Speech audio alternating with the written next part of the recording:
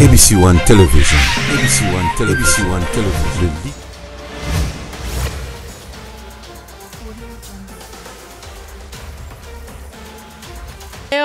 Joyeux Noël, en tout cas. Plein de bonnes choses à vous, fidèles abonnés de ABC One. Tolingara bino biso, tolela bino makasi, bino pe bolinga biso, parce que sans bino biso to zate, sans biso bino pe moye bozwa. Ba actualité na bino ne bolingaka. Et zate alors complicité na biso na bino ne pesa ABC One makambo. Meilleur vœu encore une fois de plus na présenter bino vœu de bonheur, longévité, makambo ya bien, nyonso et landa bino. Meilleur vœu également à toute l'équipe ya ABC One. Meilleur vœu à toi, Fally Matoko, le plus beau réalisateur de la ville. En tout cas, meilleur vœu à toi. Babi, il n'y a pas de comme toi, quoi. Fally Matoko, meilleur vœu. Meilleur vœu à toi, Jimmy Boyembe. Nazon sa combo dans l'ingobengo kalale caféen. En tout cas, Jimmy Boyembe Homonos. De gros bisous, meilleur vœu à toi. Meilleur vœu à Jaurès Mazina, Inde 3 fois ingénieur. Meilleur vœu également à Papa John. Meilleur vœu au pasteur Didier Lopinga. Meilleur vœu à pasteur Enoch Mboyo. En tout cas, Tozali. Naebi ke to manka kibino mwa mukie mikolo yo. Mais Tozongi. 2021, ezo kende bien. Nakosila. Mais 2021, yango, tomoni makambu. Ebele na 2021. Tomoni makambu ebele. Lelo tolo belabino likambu ezo sala pasi. Mene na ebisa rabino. Kozapete kokeno musikati. Zanoka awa nyonso yoki na ba réseaux sociaux. Ba vraie version. Ozozo yango awa Serafit Mayandou la grande taille ici ayaki déjà pona kosepelisa bino. Alors nazai koloba 2022 2021 plutôt tolekisi yango na ba difficulté ebele, ba grippe, o corona komi boye, emati boye, ba confinement, makambo bele yeli biso na 2021 oyo. Mais eloko sali biso lisusu pasi ka na 2021 tomoni ba sex tap. Siko sex tap ango pe olie ezala ya bato toyebi ke bakoki osala ngo, mais ba sex tap o esali succès, o esali buzz na 2021, ezali ba sex tap ya ba sali na Nzambe. Ba sex tap ba sali na Nzambe bato to sala ka confiance. En tout cas nga na ebité sex tap ango de ba otiango na français, on dirait zo bima moi soin.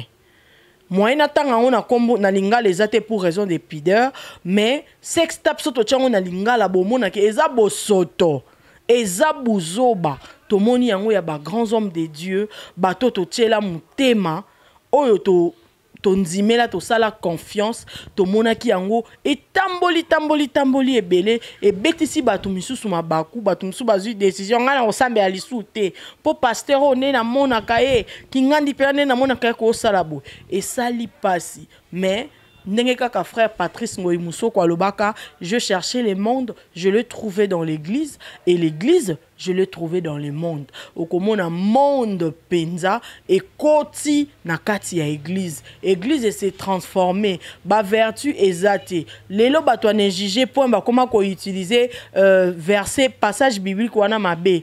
Ata pasteur asali mabe ba oye biso kaka ne jugé point. Tina niveau ya ba sex tap tolo bakaka te. So to bito jugé te mais tozan a droit ya ko décrier yango parce que mabe ba boko la yango te. Bana na biso bazali bazana ba téléphone. So ki tozo mona bana bazo talaka ba sex tap wana. Exemple nini to kopesa. Kaka na année 2021 oyo to mona ki bana Saint-Georges ba na sex tap oyo tambola ki mokili mobimba. Je crois que biso wana biso wana to lobela ka yango mais biso to lobela ka na angle nini nani a inspiré bana basa la sex tap. N'est-ce pas Mikolo? N'est-ce pas la société? Société n'est inspirée. Les adolescents, comme il vivre sexualité na bango d'une manière animale. C'est-à-dire, comme il faut baser la 2, 3, baser sur l'activité sexuelle, filmer yango. Pourquoi? Parce qu'ils ont été inspirés. Alors, nana za ko inspiré bana, eza biso société. Lelo li solo na ye nango ya makasi penza, eza ya sex tap otomoni et panzani en un clin d'œil, un claquement de doigts. Et panzani réseaux sociaux nyonso. Place nini okoleka o mona yango te. biso pour raison de pudeur, pour raison d'éthique et de morale, boyebi ke biso tozali chaîne moko o Yesu ndazalaka champion. Alors là où Jésus règne, bosoto ezalaka te pour na raison ya pudeur, pour na raison ya éducation, ya éthique, ya morale, to lekisa vidéo wana ya sextape po to linkolobela te. Mais ce qui est sûr, bandeko baza curieux so bokie na internet, boko mona yango ndenge zo circuler. Alors sextape oyo ya Peniel Ntsamba. Peniel Ntsamba oyo toyebi aza ex-épouse, donc moi si ya Kala, ya Mike Kalambai o aza pasteur lelo, frère Mike Kalambai oyo toyebaki na banzembo o akomi pasteur lelo.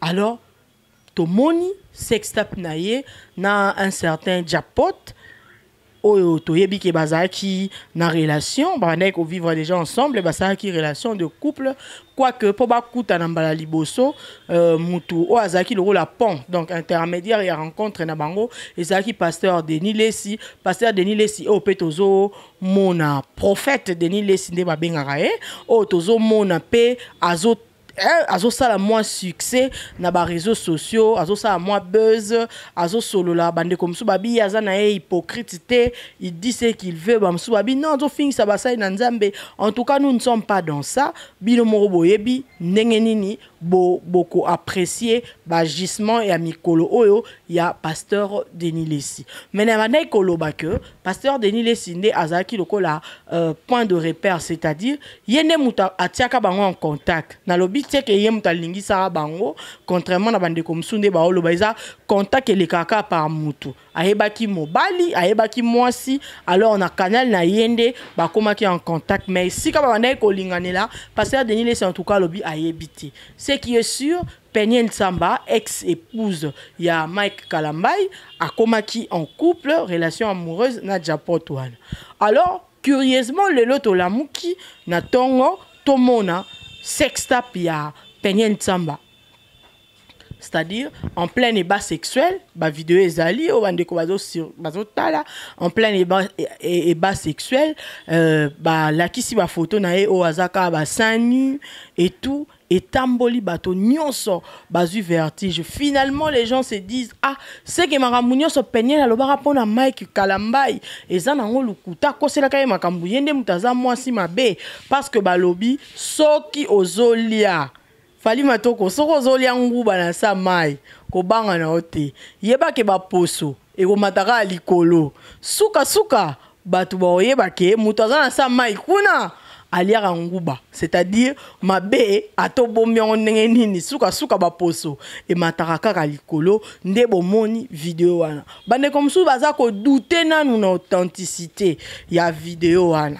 Babi non, eza montage, eza nango yete tout ndenge ka rezalara, parce que soki likamba bongo ekwe mutunyo sa lukaka moi boué de sauvetage. Mais nga avandi na ba technicien ya makasi ba konzi ya montage lokola ba Jaurès Mazina ine 3 fois ingénieur ba fali matoko batali balobi non, eza montage te, eza vraiment vidéo to yebite.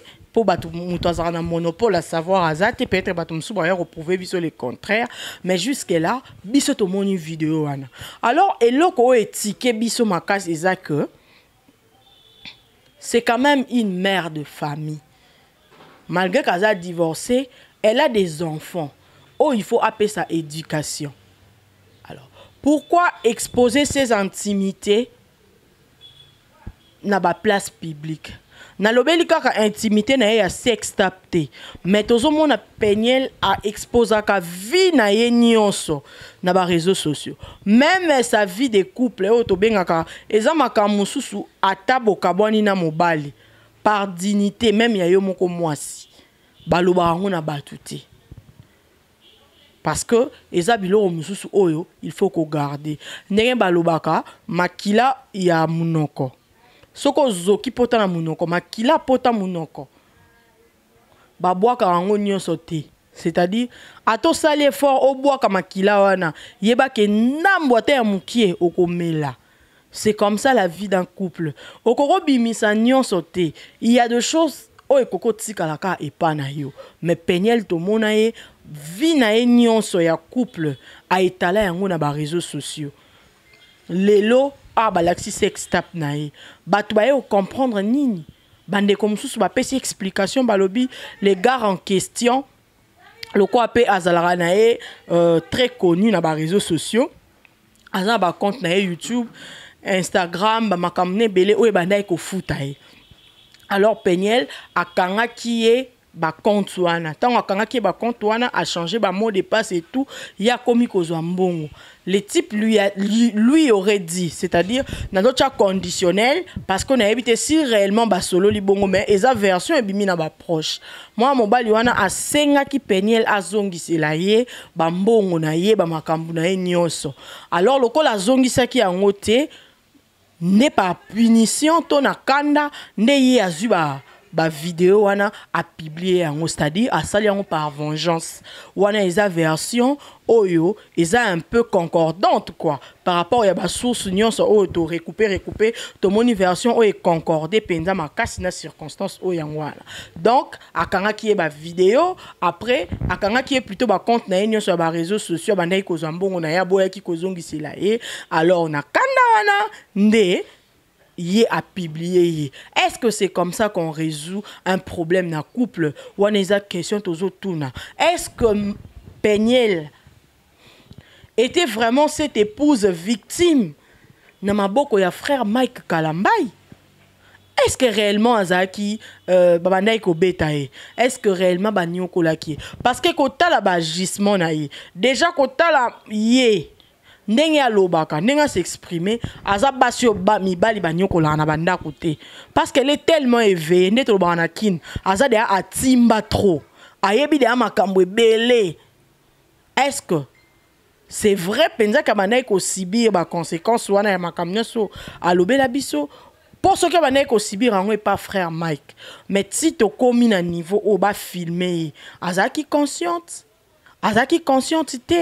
to yebite téléphone o e filma ki scène wana ezaki na maboko nani e kokai pe kozala na position nini parce que soki totali vidéo tozomona que on dirait bazaki ba mibale siko troisième personne a filmé vidéo po soki ezaki mona mobali wana mutazaki ko filmer ba vidéo wana c'est que ezaki na consentement ya Peniel po na nzimite que troisième personne pa kokai kozala certainement si ba posa ki téléphone wana azalaki consentante est-ce que et salamaki na caméra cachée ya mona ki te mais na ebité ba technicien na nga qualité image wana ba apprécier on dirait za image à téléphone na ebité soki ekoiko ekiti qualité nde ba tchango na ba téléphone mais kotala yango eza image à téléphone est-ce que zaki image moko filmer na ba caméra cachée pour que ye az ayebate ou soit ne to benga ngo zaki na se ya fantasme parce que le lo batnyoso ba komi ko fantasmer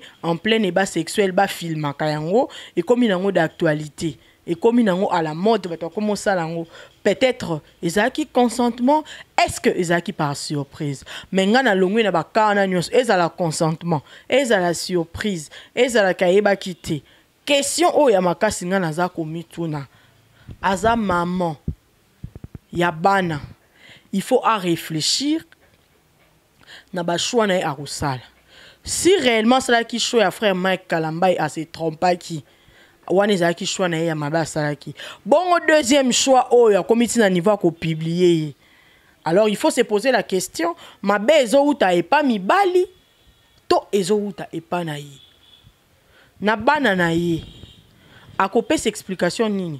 Heureusement que bana bazana o mikie mais bana ya mikie pe na vitesse o makambo ezo kendeleo eza moi pas si pour le baké moi na oyeba te explication ni na opesa c'est une fille d'une famille apparemment famille nene bana ekoloba bazali famille moko baza chrétienne baza famille moko bien éduquée alors na famille na ye explication nini o ye akoya kopesa donc bozo comprendre que bana basi il faut tozwa mayele. Pour un sentiment, il y a quelques minutes. Pour un plaisir, on a bien encore tout sentimenté. Pour un plaisir, il y a quelques minutes. On peut gâcher carrière, il y a Moutou Mobimba. On peut gâcher réputation. C'est vrai que Baza déjà divorcé. Na pasteur Mike. Mais c'est sa réputation. Parce que sa maman banae. Et ça Sony. Azaki quand même, moi c'est mon sa inanzambe.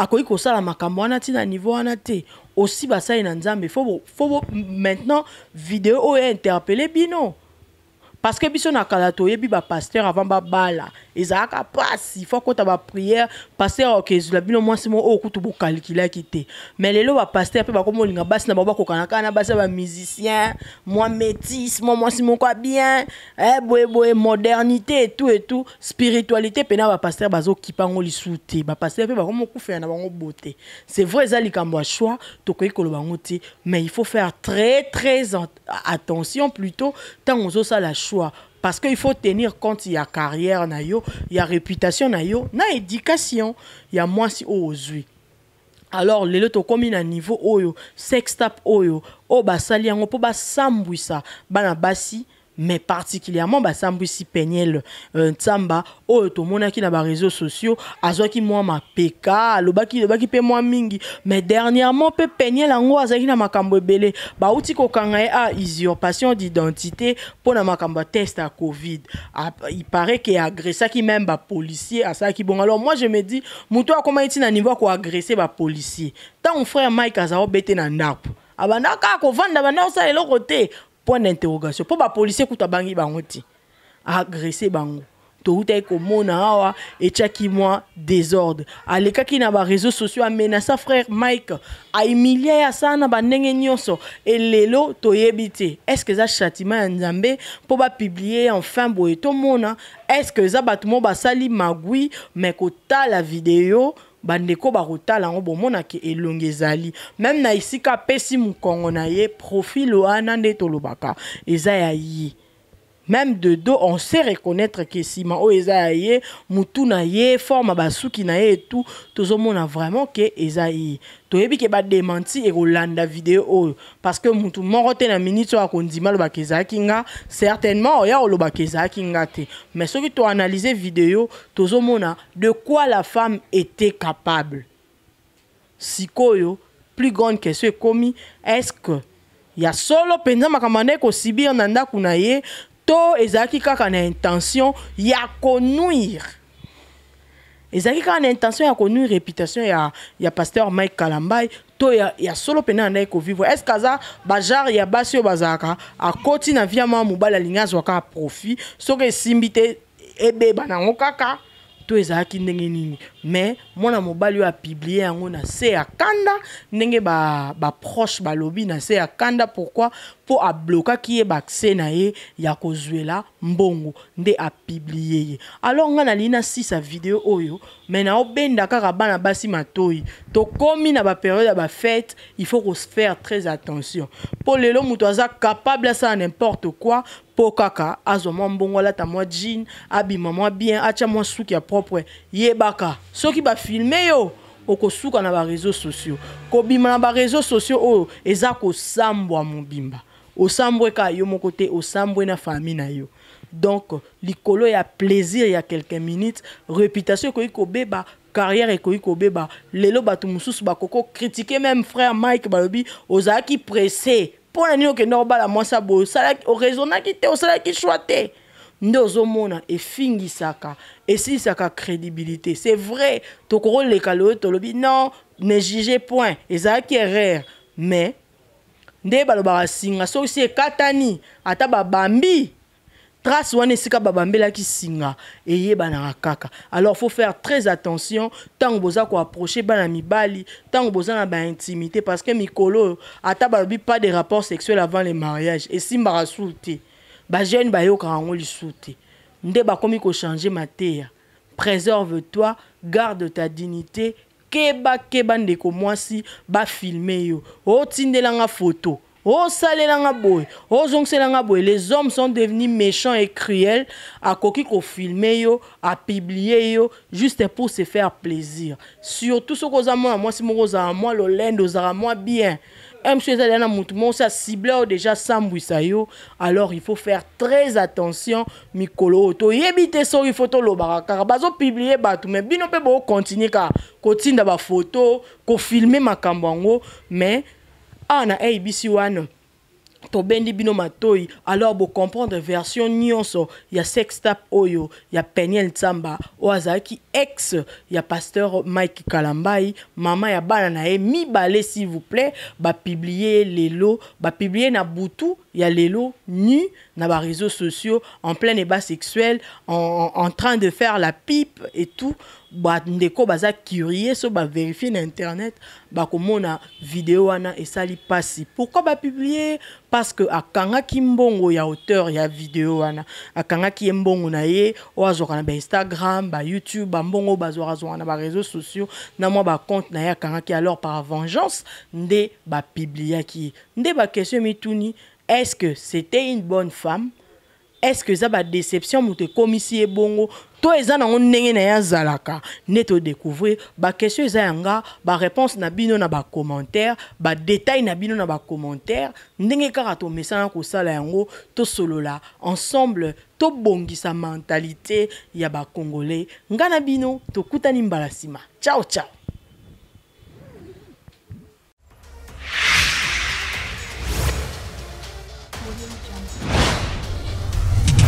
ABC One Television. ABC One Television. ABC One Television.